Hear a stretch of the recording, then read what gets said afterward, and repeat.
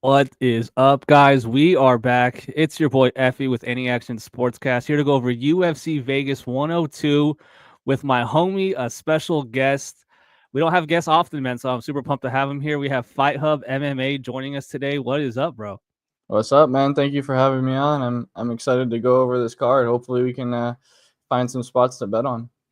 Yeah, man. Hopefully the fighters do what they're supposed to because last week I had one bet and it was Cody Steele and he turned to Michael Chandler right in front of us. So that one hurt, man. I only had one bet, had lost 2 units on last week's card, so definitely want to bounce back. It was a losing week last week, but it's funny, man. We could tape this stuff, you can study it, you can look at all the odds, and if they just don't fight how you would expect them to fight, it kind of doesn't really mean anything. So we're gonna try to give you guys our picks to our best of our abilities, and hopefully we get you guys some winners. My boy Hi Mark Water goes FE. I just told my wife that she's going to have to reheat my dinner because I'm busy now. Plus, she made Indian food with pork. Very disrespectful, like this card so far. The dog. Yeah, dude, that's hella funny. But thanks, bro. Thanks for coming out. Thanks for watching the stream. Appreciate you, dude. And yeah, like there's a few underdogs where I'm like, man, this line's kind of crazy. Like I get they're worse and you would think the other person should win, but the lines can get crazy, man. I feel like the books have really gotten tighter and really gotten more sharp the last 2 years. We're For starting to see sure. some crazy lines, bro, like Bellator type lines. Um, but yeah, I mean, you said you like the card. It's a pretty decent card. Yeah, man. I'm really liking the card. It's really good for an Apex card too. Sometimes we see these Apex cards and they're just random fights thrown together, but I think there's a lot of really good matchups on here, so I'm excited to watch it. I really am. Hell yeah, dude. The first fight, I'm glad it's the first fight because it's probably the fight I care least about. We have a women's bantamweight fight. Julia Avila taking on Jacqueline Calvacanti. Avila is plus 500. Calvacanti is minus 850. And I guess I'll go first here. Yeah, line makes sense. I mean, I wouldn't be laying here minus 800 on a women's fight, but at the end of the day, like, Yep. unless Jacqueline just starts the fight on her back, like, I don't see how, like, Avila is going to get her down and stay on top. Obviously, she probably does have a grappling advantage over, a lot of girls, but man, dude, bad ACLs, messed up knees, 30 million years old. Well, she's 36. That's pretty much ancient, for women's MMA. And I just think that Cavalcante is just going to smoke her, man. I think she's going to, be able to defend these takedowns if they do come. And just the physicality, the youth, the strength, the speed. I mean, it all goes towards Jacqueline, which is why I see that line. It kind of makes sense. But obviously, no one's going to lay that money line. No one's going to be parlaying it.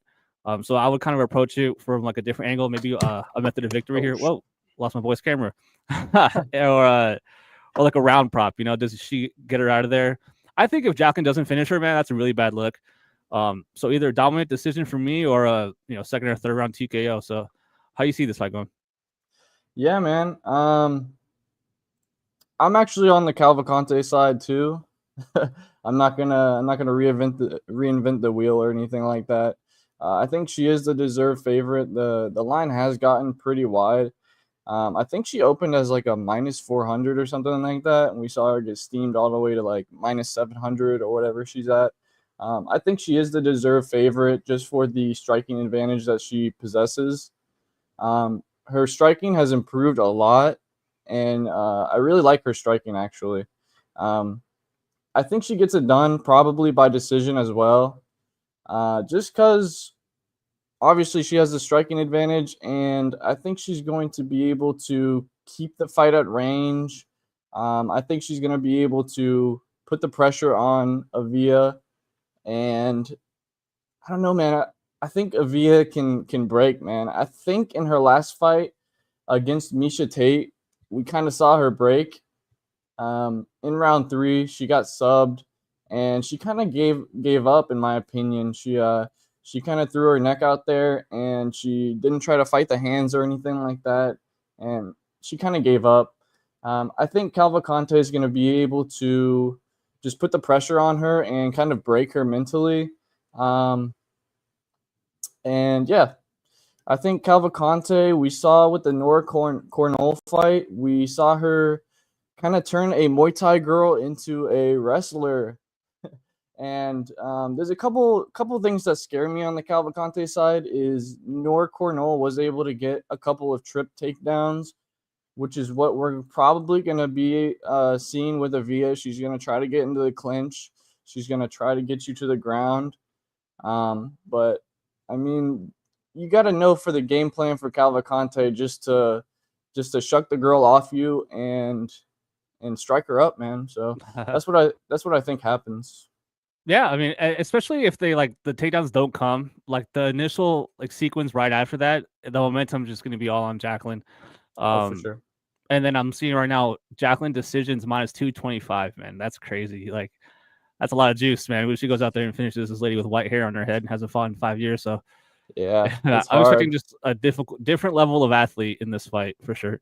Oh, for sure, 100%, 100%. So go. But I Oh, mean, go ahead. if Avia gets her to the ground, it could be a little hairy. Um, we saw Nora Cornell get her to the ground and get her in full mount. So I don't know, man. I don't know if I would be laying the minus 700 price tag, and the decision props a little too crazy for me. So I don't know. I'm probably just gonna stay away from the fight, honestly. Yeah, I mean, they make what 13 fights. You don't got to bet every single one. Something I always think about. Yep. But even in other sports, man, whether it's hockey, football, boxing, I generally try to stay away from the minus 700. So Yeah. Yeah. Anything can go wrong, especially in yeah, MMA. yeah, exactly, man. I've had fights where Brian Ortega's rolling his ankle as they're reading the name. I'm like, oh my god, here we go. Like Right. he's getting injured right before the fight starts. Stuff happens. So Yeah, for sure. we go to the next one. I'll let you start this one off.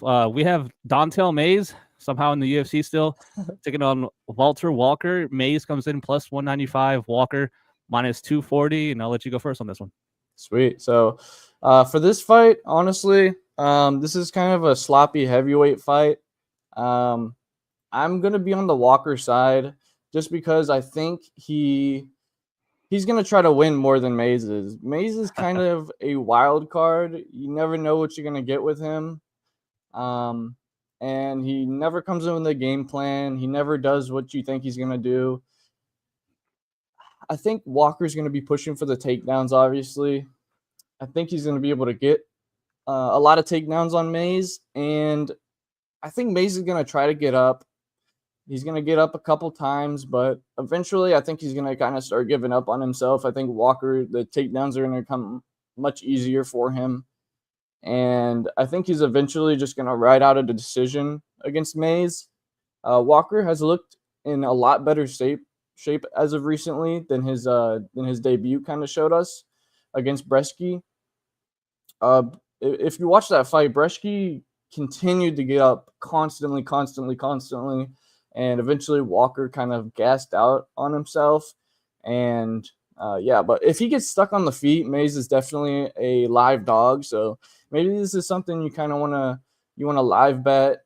If you see Mays getting up a couple times and Walker starts to gas out, maybe you want to throw a live bet on Mays. But honestly, I think Walker's came in with a lot better shape, so I think he'll be able to get the takedowns and kind of ride out a decision here.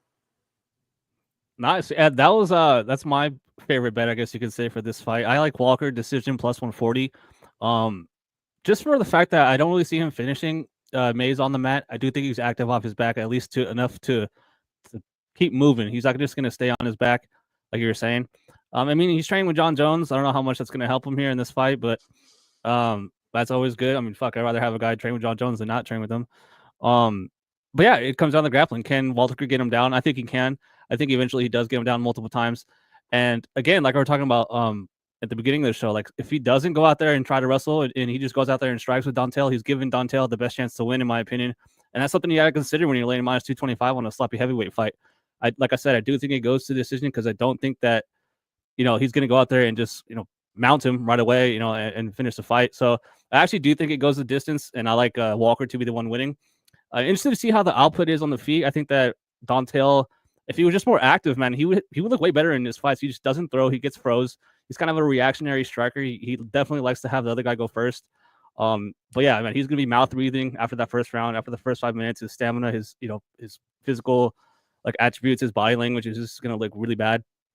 And I don't rate Walker as a very good fighter. I actually think he's quite bad, but he's better than Dontel Mays, man. You and I could probably take down Dontel Mays. So yeah, it just comes down to the takedowns. I think he gets them often, and I don't know if he finishes him, but I do think he wins the fight. I like Walker, but for me, Walker decision plus 140 is probably how I would bet that fight if I had to bet it. Yeah, for sure. I think I have Walker in one parlay, just because, I mean, it should be an easier fight for him. Yeah, and this is cool because we haven't talked about the fights like at all, like, me and you, like behind the scenes. So like I'm waiting for that first one for us to really disagree. So yeah, that's gonna be fun. My boy Yep. says, "Gone hit the heel hook. Sub or decision is only -150 to cover both sides." Yeah, There you go. I mean, damn, dude, if he goes out there and heel hooks Dontel Mays, he might have to kill himself. But the next fight should be good, man. A bantamweight fight. I actually know one of these guys pretty well. We have Vince Morales taking on Elijah Smith. Morales comes in he's plus 140 on the money line as an underdog, and then Smith comes in -170 as a favorite. And I'll go here. I get the money coming in on Morales here. I am picking him to win this fight. He's probably my favorite underdog on the card. But obviously, the value is gone at this point in the week. We're getting the worst line possible on him. But I've seen him train, man. He's a Vegas guy. He obviously had his stint and had to go, like, I guess, kind of work on the regional scene and come back, and they're giving him another run here. They give him Taylor Lapidus, though, on his return. That's a tough fight, man. Taylor is good. Big physical 155er, or sorry, 135er. He's like a big dude. So to see him take down Taylor was quite impressive. But I've seen Vince train, man. He's a syndicate guy. I know his training coaches. And I've been in the room when he's hitting pads, man. He cracks. Like, this guy's good. Like, he definitely has my respect. I've seen him fight on regional shows here in Vegas. So I'm always kind of rooting for them. I'm always rooting for guys at syndicate.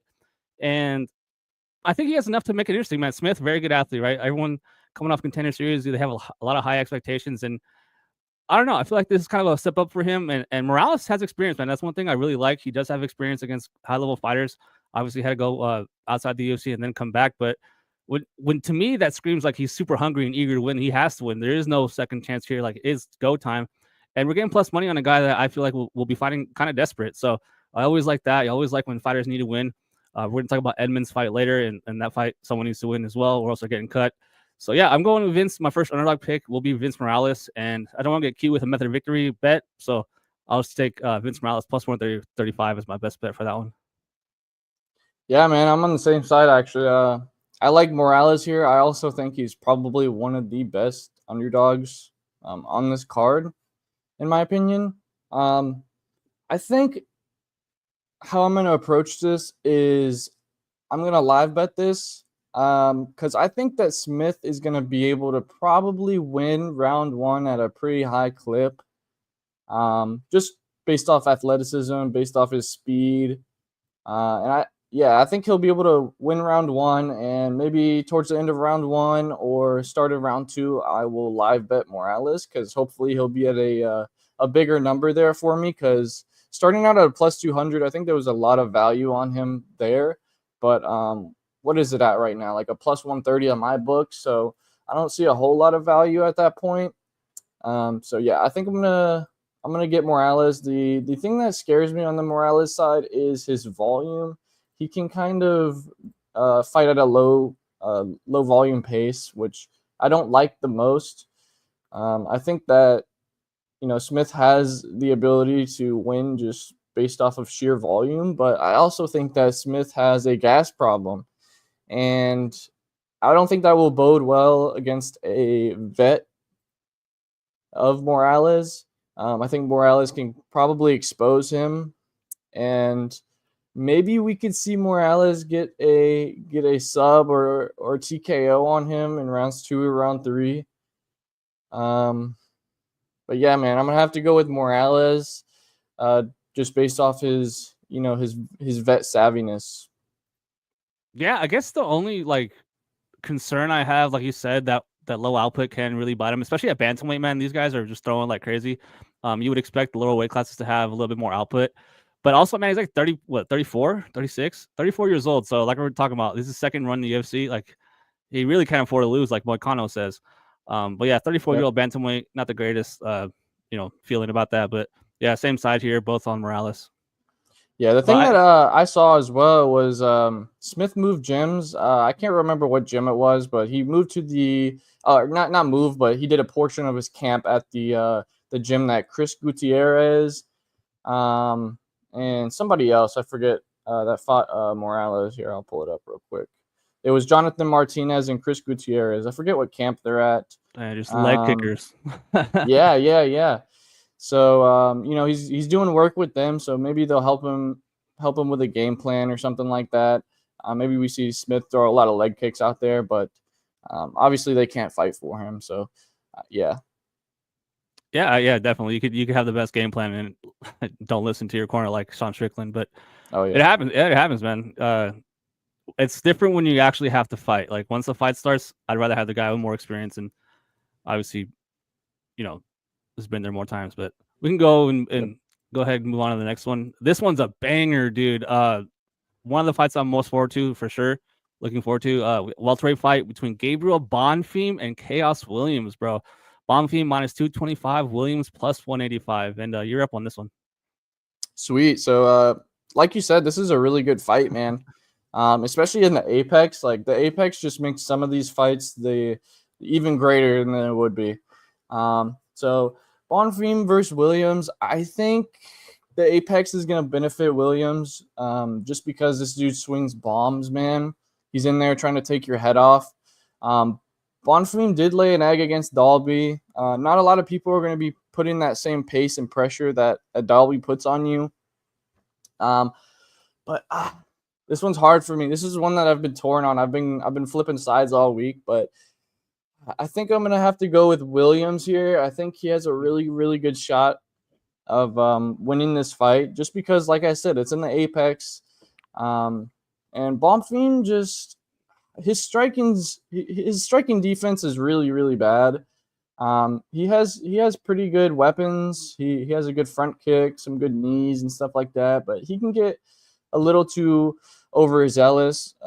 He can, like, I was watching earlier this week, Bonfim, who was he facing? He was facing Ange Lusa, and he was throwing like 3 or 4 knees in a row, man. Just like stupid stuff like that can get him caught, being off balance and things like that. Obviously, he has a crazy, crazy ground game.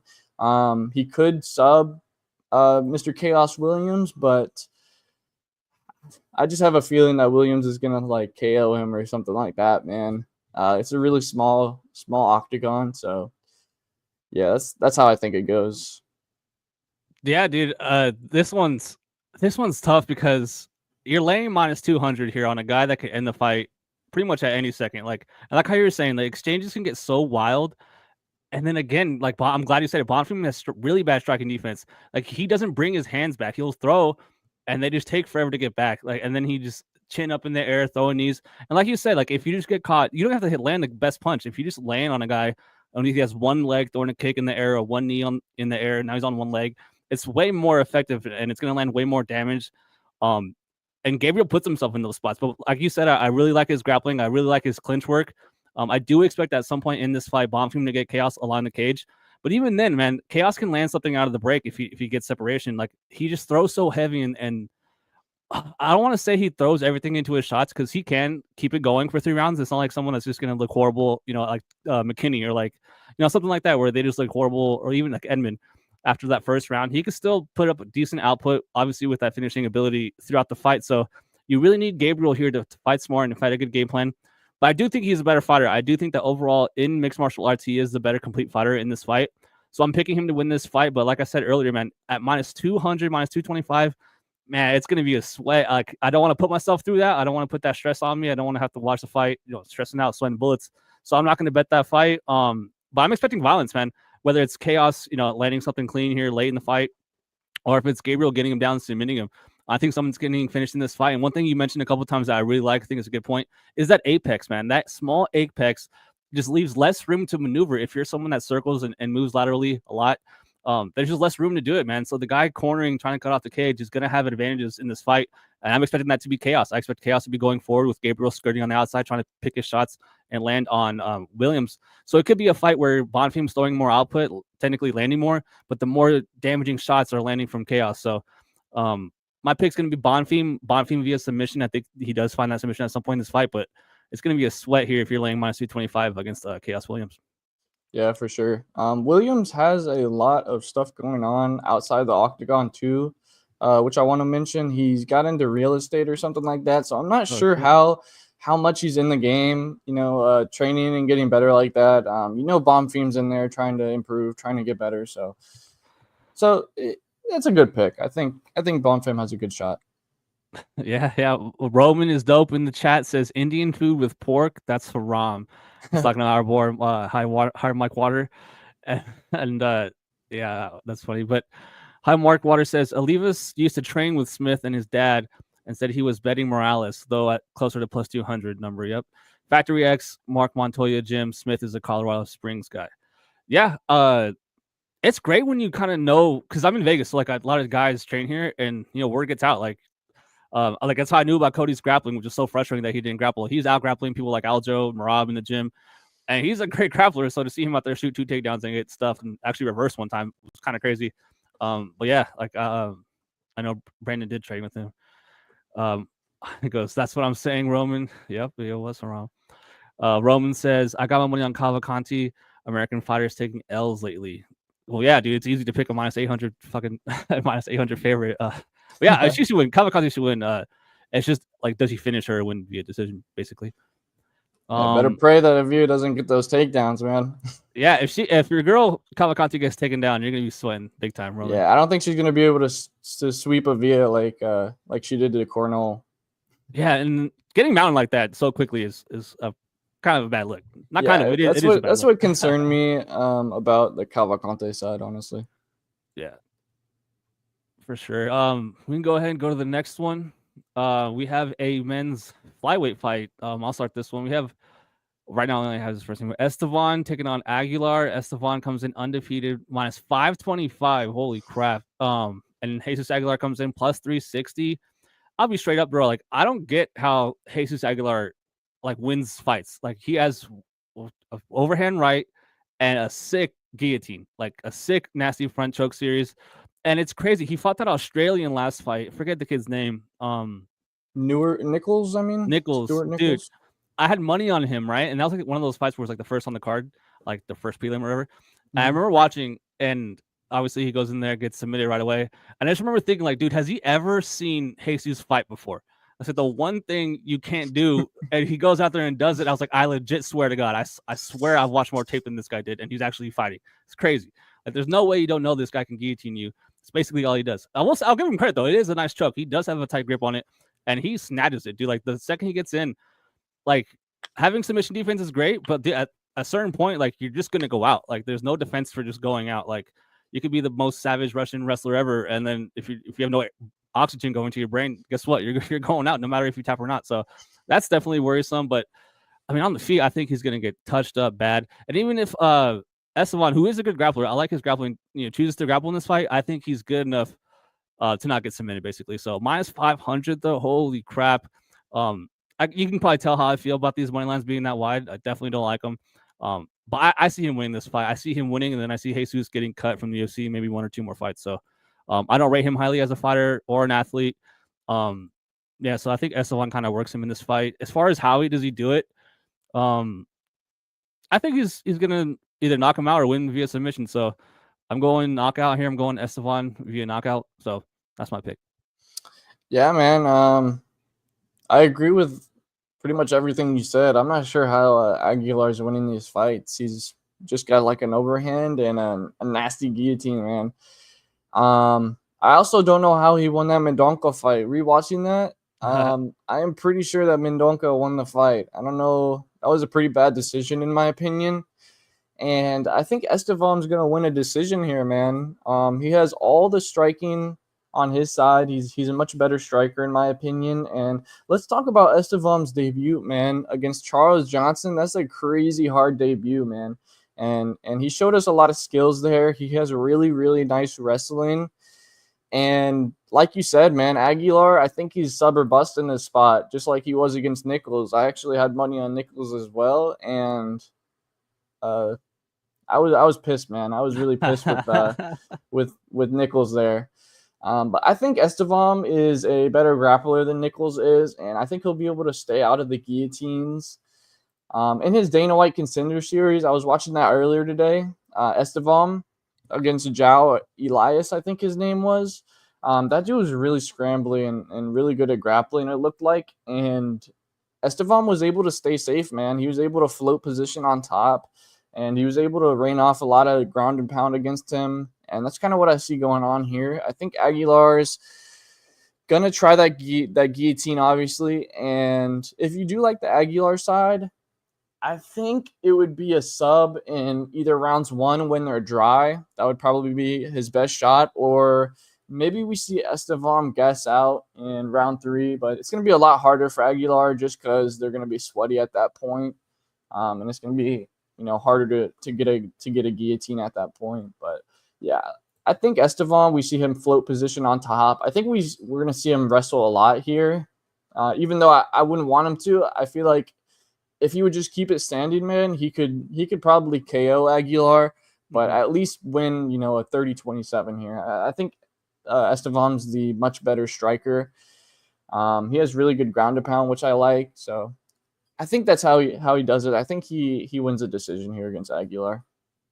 Yeah, I think so too. Like, and with the grappling, I really like how you said he's probably just gonna float on top. And that's the thing. Like in the grappling, I actually do expect him to be the one on with top side control here. And I just don't see him getting the finish off his back, from bottom here for Aguilar. So that's a good point, man. Round 1 or round 3 submission is probably how you should approach it if you're on the Aguilar side for sure. Yeah, I think Aguilar's submission's like plus 900 or something crazy like that, considering that's literally his only way of winning, in my opinion. Dude, I just remembered that Mendoza fight was in Mexico. I wonder if that had a little something to do with it. That might have had something to do with it there. Yeah, Mexico. But yeah, he spent like 12 minutes on bottom. I don't understand how he won the fight, dude. Yeah, that's pretty crazy. Like almost the whole fight. Literally. But yeah, so the next fight, we can go ahead and move along. We have a late short notice replacement fight, and the line definitely reflects it. We have Jared Gordon taking on Ruziboyev, the younger brother of the other Ruziboyev that got oil checked by his coach during the fight. We have Gordon coming in at minus 340 and Ruziboyev at plus 260. I believe you were up on this one. Sweet. Yeah, we got Jared Gordon versus the fraud Ruziboyev. I think his brother's honestly the much better brother because, dude, I didn't get to watch a whole lot of tape on this dude, but from the tape that I did watch, this dude is not good, dude. He's really fat looking. He doesn't look like he's in shape. He gets pushed up to the fence very easily, and he kind of just wings big overhands trying to knock you out, which is not going to work against Jared Gordon, in my opinion. I've seen some people get a little scared on the Jared Gordon side, saying he's chinny, but I don't think so, man. Let's look at his losses, dude. He's only lost to really, really good people. The Nasrat fight, a lot of people thought he won it. It was a really close decision, a split decision at that point. Paddy Pimblett, which, once again, a lot of people thought he won the fight. Grant Dawson, who's a top guy. We just saw him beat CDF, man. So Charles Oliveira, Joaquim Silva, Diego Ferreira, like these are the top guys, dude. He's not going to lose against Ruziboyev. I'm sorry. I think he's a minus 300 now.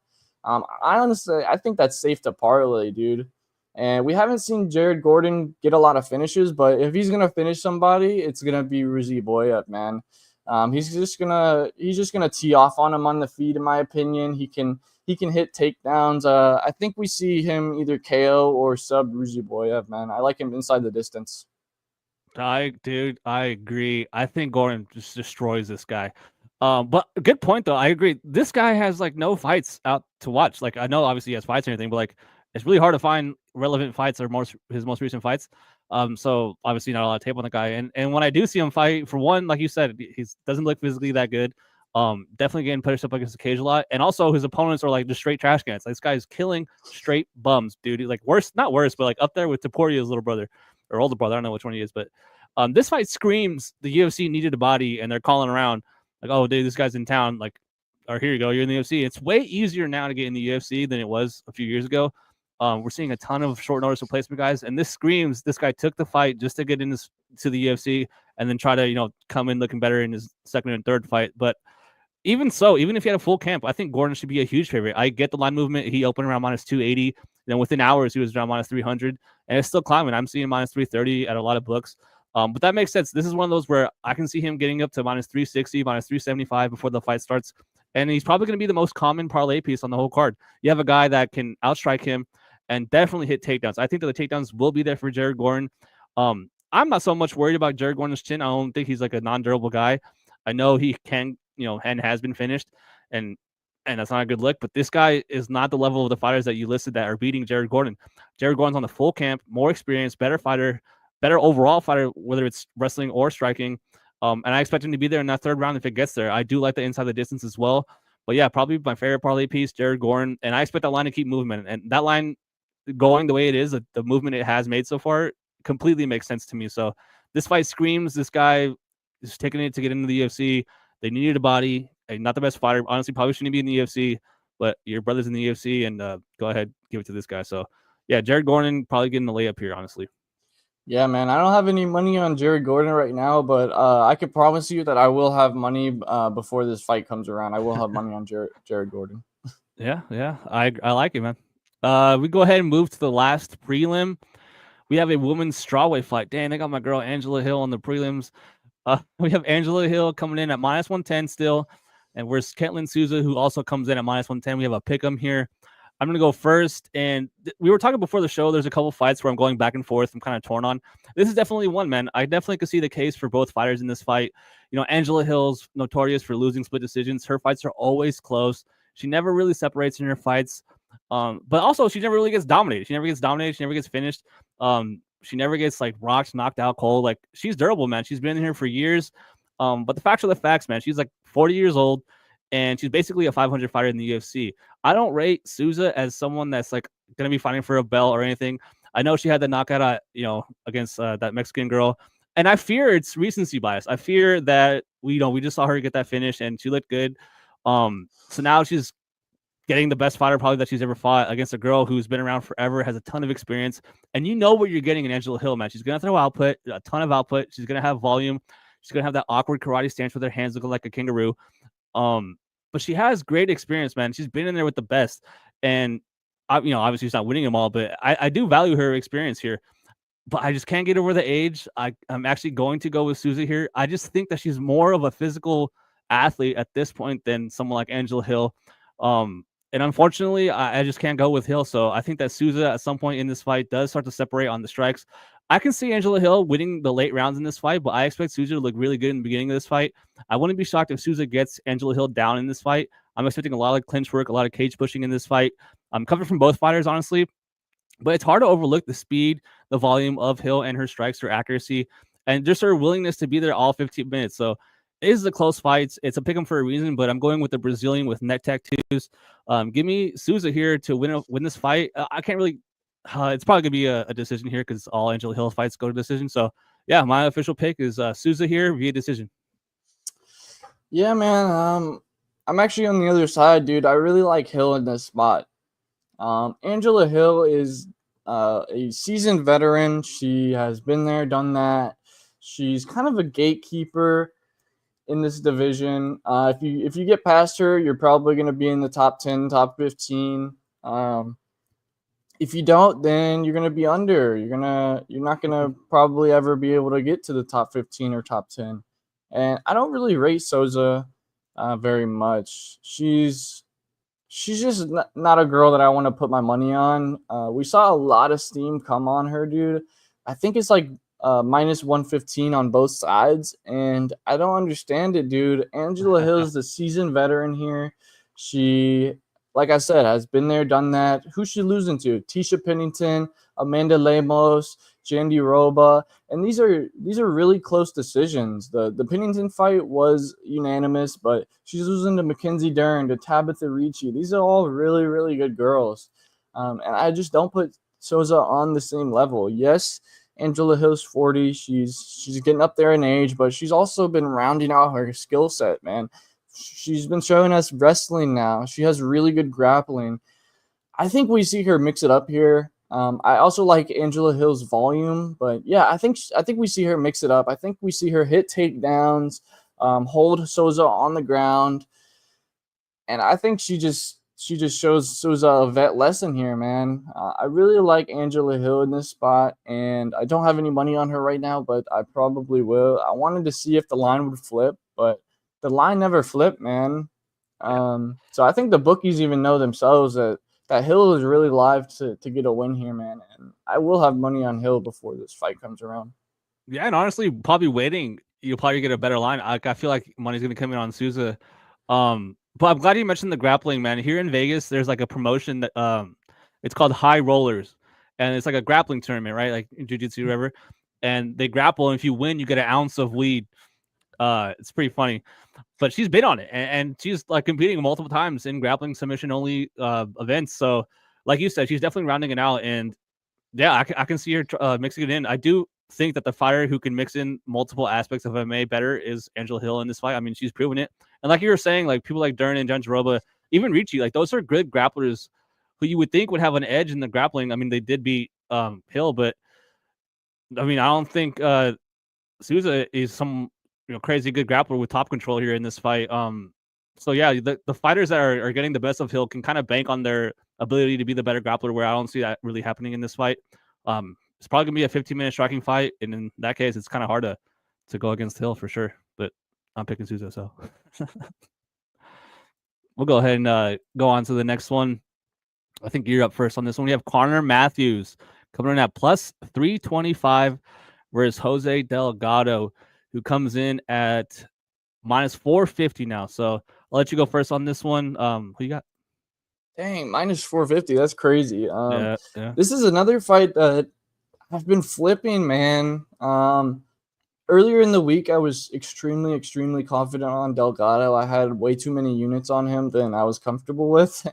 And I ended up cashing out all of it. I had like 7.5 units to win like just 3 Holy crap. on Delgado. I got him at minus 250, which I thought was a little too wide, but I was surprised to see all the steam come on Delgado, man, because this is his debut from the Dana White Contender Series. These are both Dana White Contender Series alumni, so this should be a really fun fight, though, man, because Delgado has one of those styles that's like all gas, no brakes. Like this dude's defense is his offense. He has crazy kicks. He has really nice punches, but this dude stays in the pocket a little too long for my liking. Like, yes, he hits angles to escape, but this dude can get caught in the pocket a little bit, man. And I think Matthews is going to be there to hit him. Do I think that Matthews gets it done? Probably not. I think Delgado more than likely wins the fight. But I think this fight's going to go to the distance, believe it or not. I think Delgado probably wins a decision here, but Matthews is live, man. He has a path to victory here. Delgado can get stuck in the pocket a little too long. He can get hit. I've seen him drop before. And his only professional loss, I watched it earlier today against Chris McCate. And Chris McCate pushed a crazy grappling pace on him. It was only his 4th fight, so obviously Delgado's improved a lot since then, but Delgado, he's super scrambly at first. If you can push the grappling on him, he's super scrambly, hard to hold down for a little bit. But then Chris McCate was able to get him on the ground and kind of stick him there. He had full mount, I believe, in the ends of round 1 and 2. And I think Matthews might push a little bit of a grappling pace here. I watched an interview with him, and he said in the Bazooka fight he was not happy with that performance because he felt like he could have grappled a little bit more. So I think that's probably what we see him do here. Delgado kind of has a gas issue, in my opinion. Towards the end of round 1 in his Dana White Contender Series, I saw him slow down a little bit against Ernie Juarez, and I didn't like what I saw there. Against Chris McCate, he was kind of starting to gas there. That's why he was able to get mounted in rounds 1 and 2. And Chris McCate kind of put on a really good performance against him. So I think Matthews can probably do something not exactly similar, because I don't think he's the craziest grappler, but I think he can slow down Delgado, take some of the heat out of those punches and kicks, man. But I think Delgado probably gets it done by decision. What I will say against for Matthews is his gym. He's at New England Cartel, which I don't think is the greatest gym. And actually, the 2 best fighters that were at New England Cartel, I believe, moved. Calvin Cater and Rob Font. I'm not sure if it's full-time, but I know that they did move for at least this camp and Font's last camp that he had. against Kyler Phillips. They moved over to Faraz Zahabi, his gym, TriStar, I believe. So that's not a very good look. The two best guys in the gym, moving. So yeah, man, I think Delgado can probably get this done by decision. Dude, Delgado decision is plus 210 right now. It's not bad. Nope. Our boy Sprinkles in the chat says, when is this fight on? This will be the first fight, I believe, of the main card. So what is that, like 4:00 for Vegas time? But yeah, Yep. for me, yeah, I like Delgado a lot. I actually understand the line movement here. I think he crushes this guy. I don't rate Matthews as that good of a fighter. A little angle I have, I guess you could say, is whenever you have to go on Dana White Contender Series twice, like it's just saying for you, bro. Unless you're Bo Nickel and they make you fight twice. But I mean, he got destroyed. Like, I will say Francis Marshall is good. Like, he's a good fighter. Don't get me wrong. I like him as a fighter. I think he's a good fighter, but he made him look like he just straight had never fought before. He's out grappling him, out striking him. I'm really, really, really bad. So you mentioned it here with Delgado. A big time thing you notice when you watch him fight is, man, he gets reckless. The word I wrote down next to his name was reckless. Which on one hand I like him going for the finish. I like him trying to kill the guy. I like the aggression. On the other hand, though, like you said, in the pocket he is there a split second too long at times. He invites the chaos. He invites the crazy exchanges. Which, man, like you roll the dice enough times, man, you're gonna get caught. And that's something to definitely worry about here. But man, coming in at such a huge favorite on your debut, we just saw it last week with Cody Steele. It happens, man. These guys get upset, but I just don't rate Matthews as someone that's going to do that to Delgado in this fight. I'm not so much worried about the wrestling here. I'm more worried about that counter, right hook, left hook, putting him out. So we're in the apex. There's not a lot of room to move around. I actually think that helps Delgado in this fight. And if he does have to show his defensive grappling, I think he has enough here to not get stuffed, not get held down or pinned for, 2 out of the 3 rounds. So I think at some point he does actually catch Matthews here and finishes him. But yeah, there's a reason why I wrote reckless to his name. And I think that he can get wild at times and just make his shots a little bit more wide than he needs to be, man. I'm excited to see him progress in the UFC because I think that as he gets tougher fights, tougher opponents, he's going to have to fight smarter. And who knows, maybe he's just out here to entertain people and get 50K, fight of the night bonuses. But I don't know. Until I see it, I can't really, go against him. So I think Delgado is a good prospect. I think he's going to do some good things in the UFC. So, yeah, minus 425 though, bro. Oh my God. Like we're starting to see, unbettable territory here. So yeah, Yep. I don't mind the shot on Conor Matthews, but I think that Delgado, puts him out. So my pick is Delgado via knockout. Yeah. And Delgado's at a really good gym, man. He's at the MMA lab, so there's a lot of good bodies around him. A lot of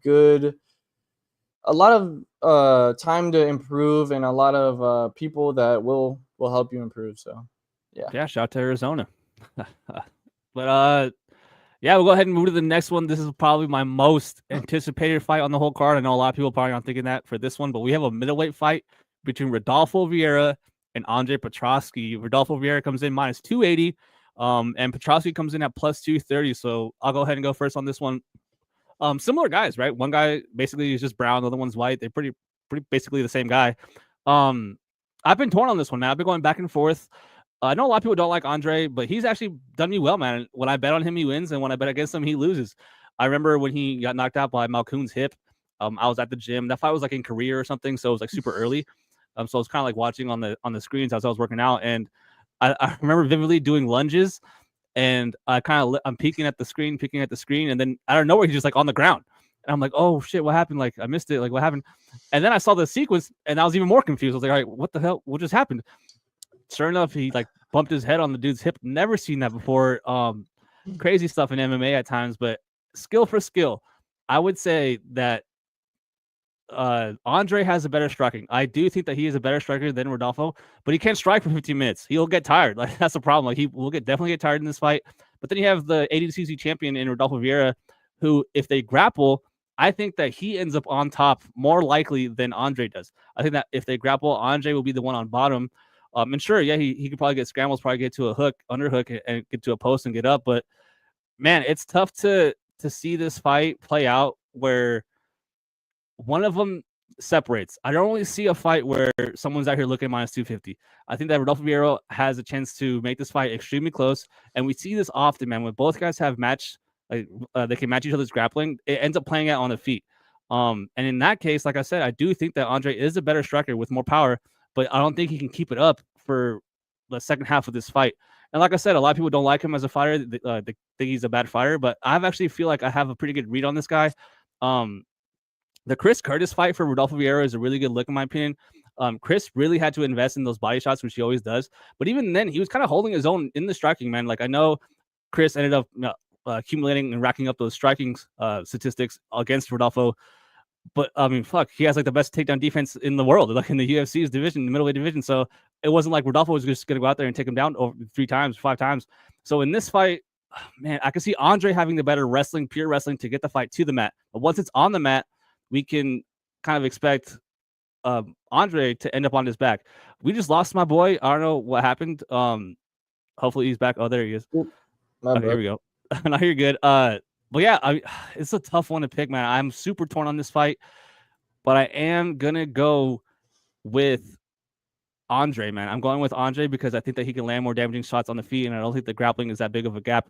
Everyone wants to talk about the ADCC championship, and everyone wants to talk about him getting tired and getting submitted by Fluffy. But dude, like if you're tired, like it doesn't matter who you are, bro. Like if you're in the gym training and if you ever train, man, when you get tired and the other guy is not as tired as you, like you're screwed, bro. Like it is not fun. You're gonna end up on bottom. And sure enough, someone like Rodolfo, someone with his credentials in jiu-jitsu, gets out there and gets submitted. So both these guys have shown, suspect gas tanks. Kind of crazy that Andre didn't gas out at elevation. That was kind of surprising. But I've just seen over and over again as the fight goes, Andre's hands get lower. His what do you call it? His composure, his body language just looks really bad. So it is tough to pick him here against someone like Rodolfo, who I do think has enough volume to have more volume during the fight, but not have enough damage to win the fight. So super interested for this fight. I'm super interested to see how you see this fight as well. But for me, my pick is Andre. Yeah, so I'm actually on the other side. I think Vieira gets it done here, and I think it's probably by decision. Now, I'm glad you mentioned it. The Chris Curtis fight, that really surprised me, and that was a really good look for Vieira, I thought. I thought his striking improved a lot, and I think this becomes a striking fight, man. I think since they're both grapplers, we see them strike it out here, man, and I think we see Vieira get it done, honestly. I like his striking just a little bit more, and I think Andre Petroski has the chance of gassing out. I like Vieira's gas tank a little bit more. So I think we see Petroski get tired, and I think we see Vieira get it done by decision, man. Petroski, let's look at his 2 recent fights against Budka and Josh Fremd, which is probably the 2 lowest guys in the division there. Yeah, hey, they didn't offer much resistance at all for him, which kind of was the reason why I thought he looked a little bit better. He didn't gas out or anything like that, but against Vieira, he's gonna provide resistance against him. And I think Rodolfo Vieira wins by decision here. Yeah, I can see it, man. He also fought like one of the worst fighters ever. I believe it was on the house, the Ultimate Fighter house. Forget the guy's name. There was a really bad dude, some white guy. I forget. He ended up getting a UFC fight. I think got cut after like 2 fights. But yeah, I mean, Maximov. No, Maximov is all right. I'm kind of surprised they cut him so early. But yeah, dude, I had him against Fremd, and I had him against Budka, but then I had Malkoun against Andre. So I feel like I've been kind of dodging these pretty good. But you're right; like, those are some pretty low level wins, and I mean, fuck, anyone's gonna look good against them. And he also didn't finish Josh Fremd when he had him on the mat, like head and arm choke for like 5 minutes. It was crazy. Yeah, man, I had Andre Petroski in both of those spots, but I had him by finish as well, and I was mad to say the least, man. That he couldn't. Dude, that was crazy. He had side control, half guard, like he had everything against Fremd and couldn't do it. Budka, yeah, I rate him as a little bit better of a grappler, but yeah, that sucked. That Budka one pissed me off though, man, because he didn't even try to finish Budka. Like, at least go for the finish, man. You had him on the mat for so long, and you didn't even try to finish him. That really made me mad, man.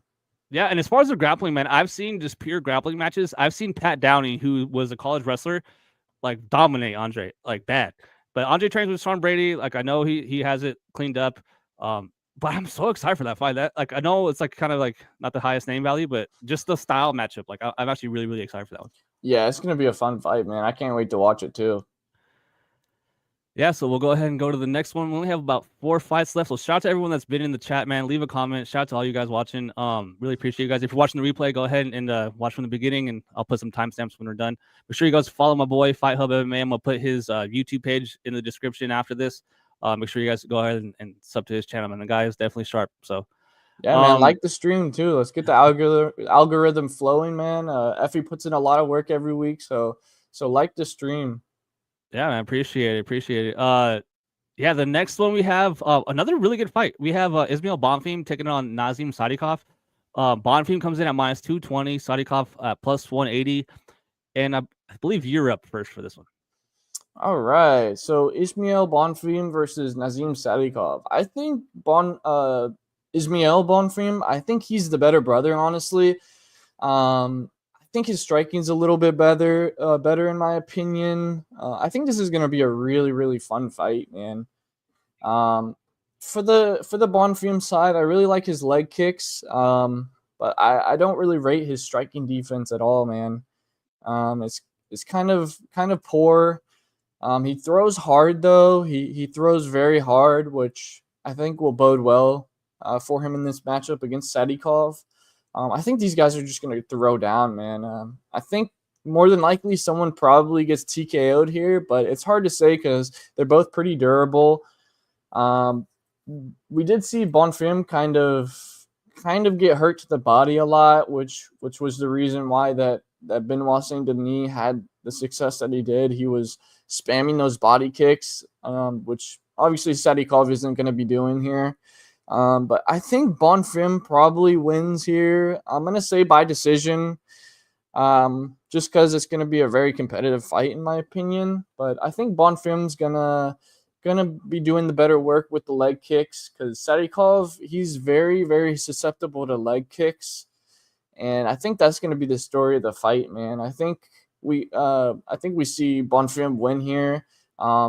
By decision, very close margins, and I think the leg kicks are really gonna be good for Bonfim here. Yeah, man, I agree. I got Bonfim here. No bet so far, but I like Nazim, man. He's a good fighter. I remember when he fought Evan Elder, like I was so high on him. I was like, dude, I love this spot. -200. Like he's a good fighter, good finishing ability, good striker. I love the tape that I saw before that fight, and I didn't rate Evan as that good, but oh my god, I was shocked at how close that fight was. That cut was. I'm so happy that it happened because I was watching that fight like, oh, dude, we might lose this right here. But obviously, that was a few years ago at this point. He's obviously improved since then. But yeah, it shifts play out on the feet, and I do worry that Nazim can hold his own on the feet here and make the striking exchanges extremely close. I think that if it plays out for 15 minutes on the feet, it's going to look a lot closer than -225. But I am going with Bonfim. I expect him to have success in the clinch.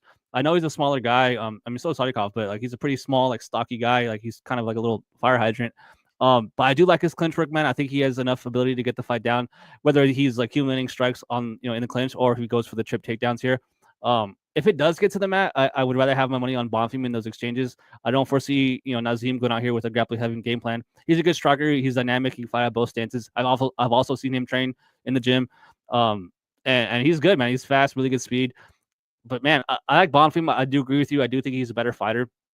-220 though, it sucks because, like I said, man, I feel like the books are getting way sharper. The last couple of years, and there's a whole like the crowd of just pick winners. Just bet on who's gonna win. It's like, dude, it's not that easy. Like, yeah, he's a better fighter. Yeah, I think he should be safe in this fight and win this fight. But like I said, if he goes out there and strikes for 15 minutes with a guy as ranging and as long and as quick and dynamic as someone like Nazim, man, it could be close. We're fighting in the apex, not a lot of move to maneuver here.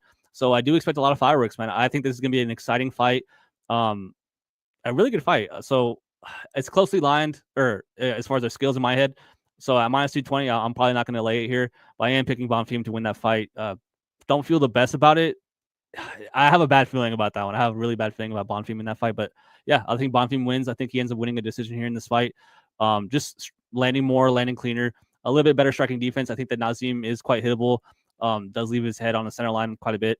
It doesn't really get out of strikes that often, so I think it's going to bite him in the butt here. I think Bonfim gets a decision, so that's my pick for that fight. Yeah, man, the Apex, that fight's going to be a banger, man. I think the TKO on either side is very, very live. Yeah, they're going to go for it. They're not like low volume guys. They're gonna. Oh, If we go out there 100%. and just stare, I'll be shocked. Like they don't even think that often. They're just fucking throwing. So Yeah. that should be a banger And for sure. Bonfim, he swings hard, man. He wants to Yeah. take your head off. And I want to see how those leg kicks how Nazim kind of deals with that because he is a guy that likes to move a lot. And he also throws a ton of his own leg kicks, so should be interesting. Yep. Up next in the middleweight division, we have Edmund Shabazian taking on Dylan Buka. Shabazian comes in at minus 390, while Buka comes in at plus 290. I believe I'm going first on this one, and right away minus 300, minus 400 actually on Edmund here. Crazy, like crazy. Like how is this possible? Like I think about that saying when someone tells you who they are, like you should believe them. At this point, he has shown us, man, if he doesn't get you out in that first 7.5 minutes, man, he's in trouble. Like it was crazy that fighters have cardio issues because obviously they're training, they're running, they're putting their miles in. So it's not like they're like some scrubs off the street that are like out of shape. It's just that adrenaline dump. Like you go out there and after a few minutes, guys just don't have it. Like the fact that Terrence McKinney gasses out so quick is kind of crazy. The fact that this guy Edmund can gas out so quick is kind of crazy. But then, dude, you look at his opponent, and you mentioned it earlier. Budka might be the worst guy on the roster in this division. Like absolute scrub, can only wrestle, has no striking, and even then, his top control isn't that good. His submission ability isn't that good, in my opinion. I think he offers nothing on the feet here for Edmund. And I think that if Edmund doesn't get taken down, he will look minus 400 in this fight. So this screams to me UFC giving Edmund a get right fight. I love betting spots, in get right fights. They clearly want Edmund to win this fight, and they're clearly going to cut Dylan after he loses. But bro, if this guy gets taken down in that first round, and we get to the second round, oh my gosh, dude! Everyone that laid minus 400 that's parlaying him. It's gonna feel bad, but even then, I still think he could finish him in that second round. So I'm actually going round 1, round 2 knockout here for Edmund. I'm not breaking news here. The guy's a huge favorite for a reason. Clearly the better striker, and obviously has fallen on tough times. But even the guys that are beating Edmund are just miles ahead in a different stratosphere than Dylan Budka. So the GM3s of the world, like that ain't happening here with Dylan. At least I think so. So I think he's safe. I think he finishes him. I think he finishes him early. Yeah. So give me Edmund knockout round 1 or 2. Yeah, man. I'm thinking the same exact thing, man. This looks to me like a spot for Edmund to get a highlight reel KO on the main card here, which is crazy to me because I never thought I would see Budka on a main card like this. But this is screaming that the UFC want Edmund to get a win here, man, because Budka does not have a lot of time left in the UFC. I'm gonna go with Edmund, and I'm gonna go with Edmund KO round 1. I think Edmund's probably gonna be able to head kick this dude into another realm, honestly, because Edmund's striking is just levels above Budka. Before he gasses out, obviously. But I don't think it'll get long enough for Edmund to gas out, man. I don't think it gets out of the. Well, first off, I don't think it gets to the third round, but I don't think it gets out of like a minute or two into the second round, if that. I already took Edmund. I took Edmund round 1. I think it was like plus 240 or something, but I think it hits, man, because Budka's striking is not very good in my opinion. He's very hittable, and Edmund, say what you want about him, he has pretty good striking when he's not gassed out. And yeah, man, I think he gets the KO here. I don't think Budka's gonna have any sort of grappling success at all. And yeah, I think Edmund KOs him. Dude, 100% get right fight. Like, what are you doing? But 100%. dude, man, there's been some crazy like scrubs on main events, like main cards. Like last week pay-per-view, like that was a disgrace. And I didn't mention it earlier, but Dontel Mays being ranked in the top 15 in the world is a disgrace. Like that's insane. I mean, there's only 30 fighters at heavyweight on the roster, so by default you have a 50% chance of being ranked. So there you go. The tough times for the UFC. Like I said earlier, it's way easier to get in the UFC now. And we're definitely seeing the quality of fighter go down for sure with all these people on the roster, just the way it works. So yeah, now it's time for the co-main event of the evening. Another crazy line, or crazy wide line, I should say. We have Calvin Kattar taking on Yusuf Zalal. Calvin Kattar comes in at plus 375. Yusuf Zalal at minus 550. And who's up? Who's up on this one? I can't remember. I think probably me because you just did the next one, or the last one. Sorry. All right, so then yeah, go ahead. This is actually one of the fights that I am most looking forward to. Yeah. Zalal versus Cater. I think this is going to be a banger, man. And this is one of my favorite bets on the card, actually. I'll go ahead and give it out right now. I like the over 2.5. I like the fight goes, and I like Zalal, and I like him by decision, honestly, man. I think these guys are just two different career trajectories right now. Cater just had a recent injury. He tore his ACL, I believe, against Allen pretty early in that fight, man. And I think Zalal's just gonna mix it up, man. I really like his striking. He has really nice footwork, really nice leg kicks. He sees everything that's coming at him, man, and he has the ability to mix it up. He has really, really nice trips in the clinch, man, and I think he obviously gets it done by decision. I think the over 2.5 is a really safe bet, just because with Cater moving to the TriStar gym, with Rob Font and Firas Zahabi and all those guys. I think they're gonna be Cater's gonna be able to stay safe here against Zalal. Even though Zalal has looked like a crazy good finisher now in his second stint in the UFC. We've seen him get like back to back or like 3 subs in a row, something like that. So his ground game's looking way, way better than ever. His striking's looking really slick now, but I think Cater's going to be able to stay safe. I think Zalal is going to have some success on the feet with the leg kicks.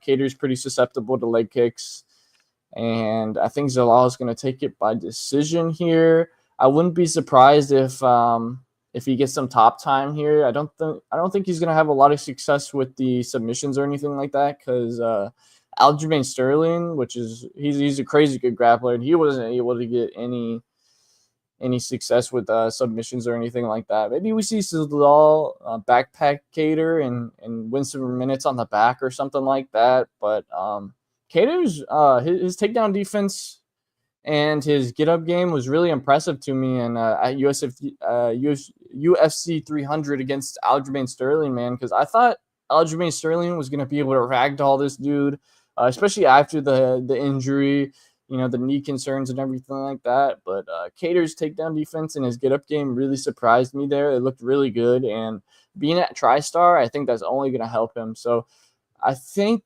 this is going to be a closer fight than people think, but I think it's going to be 30-27 for Zalal here by decision. Yeah, I think that's a really good angle. Zalal decision right now is -125. It's much more enticing than the -500 here. But dude, you started your breakdown, your pick with something I just completely agree with. One thing I love to look at is their trajectory in their career. I mean, Callum Cater's 36 years old, has one blown out knee. Is getting out grappled by Aljo, which to his credit, like you said, like he didn't get just submitted right away. Aljo's one of the best grapplers, probably the best grappler in the division now that he's moved up. And that was I believe his first fight up at 145. So bigger, stronger Aljo, not having to cut weight, obviously looked like $1 million. And then Zalal, dude, like I honestly didn't think he should have gotten cut when he did get cut. And to see him get 3 straight submissions now in his return is really impressive. Or sorry, was it 2? Or I don't know. Yeah, I think it's 3. I think he subbed Jack Shore too, but he landed a crazy knee in that fight. But yeah, dude, you also mentioned the trip takedowns, dude. The trip he got on Billy Quarantillo was so clean, bro. And that wasn't like against a cage. That was in the open, center of the octagon. Took him down instant to half guard, instant to side control, and then wrapped up the choke. So his ability to actually quickly get on the back and just flow with guys and end up on the back is incredibly impressive, especially in his most recent UFC run. And on the feet, I expect it to be close, man. Obviously, we know about Calvin Cater's boxing. He loves his low calf kicks. But I think that Zalal is just quicker at this point in his career. He has shown the submission ability, obviously, in his most recent run. But -500, bro, like that's so crazy to me, man. Like I gotta say, I don't see Calvin Cater taking 2 rounds off Zalal. I think that Zalal will win the fight. Maybe I can see Calvin taking a round, just denying the takedowns and jabbing up Zalal. But even then, man, if it plays out 15 minutes on the feet, yeah, that's Calvin's best likelihood to win. But even then, I still trust Zalal's speed. I like the volume output. I like his variety in strikes. He's not just only throwing jabs; he's throwing a ton of kicks out of both stances. Really good footwork. And like I said, I've said it like 3 times. I love his speed, man. I think he's way faster in this fight. Um, but I will say, like, to see minus 500 in this fight kind of shocks me. Like, am I missing something? Does Calvin Kattar, like, is he injured again? Like, because fuck, he just fought Aljo, who's like basically a pure grappler, and he got out grappled. In this fight, I wouldn't say Zalal's a pure grappler, even though he does have good submission finishing abilities. He's more of a rubber-running guy. But at the end of the day, he's a younger guy by a lot. Calvin Kattar, at this point in his career, is probably on the end of his rope in the UFC. And they're kind of feeding him here to an upcoming prospect to probably lose, honestly. So my pick is Zalal. My pick is Zalal via decision. I actually really like that look. Minus 125 is not a bad look. Can he submit Calvin if he gets him down, gets to the back? Of course. But I don't see it happening. I see him being able to have success in the grappling, but not so much finishing it. So I think what you said is a really good point. I think he, who knows, maybe does get a backpack. But man, I think that Calvin's good enough not to get submitted in this fight, which leads me to believe that Zalal is going to win the decision. So yeah, for me, my pick is Zalal decision. But man, holy crap, minus 500, almost minus 600 now. That's crazy. Yeah, the line's a little bit too wide, especially if it gets stuck on the feet, man. Because Cater's no slouch, man. He's really good. This is a huge step up for Zalal, so it wouldn't surprise me at all to see this go to decision. That's one of the things that I really like to attack is a big step up in competition. I like to either take the vet that's getting that's getting overlooked, but I think Zalal here is he's ready for it, man. This is his second stint in the UFC. He's looking better than ever, and believe it or not, bro, he's actually had 4 subs in a row. If you count the one that's outside the UFC, that's sick. Yeah, that's sick. I think it was him or Vince Morales, one of those guys. They fought like twice in the same night, so like actually like helped their Tapology record. They got like 2 wins outside the UFC, but it was in the same night. I think it was him or if it was I think it was actually Zalal. Zalal had to like box a guy and then MMA and then only submission. It was weird. Yeah, but speaking of step up in competition, that's a perfect segue to the main event, guys. We have Jared Cannonier taking on the Brazilian Obama, Gregory Rodrigues. Jared Cannonier comes in at plus 190, while Gregory comes in at minus 235. So I'll go first here. I'm picking RoboCop here to win this fight. Don't feel great about the line. And obviously there's the danger here of Cannonier, man. Cannonier still packs a punch. This guy is 40 years old, almost 41 years old now. And I guess Imavov, man, that knockout finish. I don't know if you want to call it knockout. Like, I have friends that were at that fight, and even if you just watch the replay, he was throwing back. Like, the ref stops it as he's like about to throw a punch. I do think it was a little bit of a premature stoppage, but man, he's getting up there in age. He is quite hittable. And one thing that it's crazy to watch from Gregory, man, I love to watch UFC Fight Pass. They have like these submission tournaments where teams come and they have like 4 guys, all different weights, and they go against each other, right? And I've seen Gregory out grapple guys like crazy. This dude is a legit grappler on the mat. This guy is big, he's huge, he's fast, and he's a good grappler. But you don't really see that when he fights, man. He's out there striking. The durability of Gregory definitely worries me against someone like Cannonier. And it's just one of those fights where any one exchange could end the fight. But I just don't think that Cannonier will land here and finish on Gregory.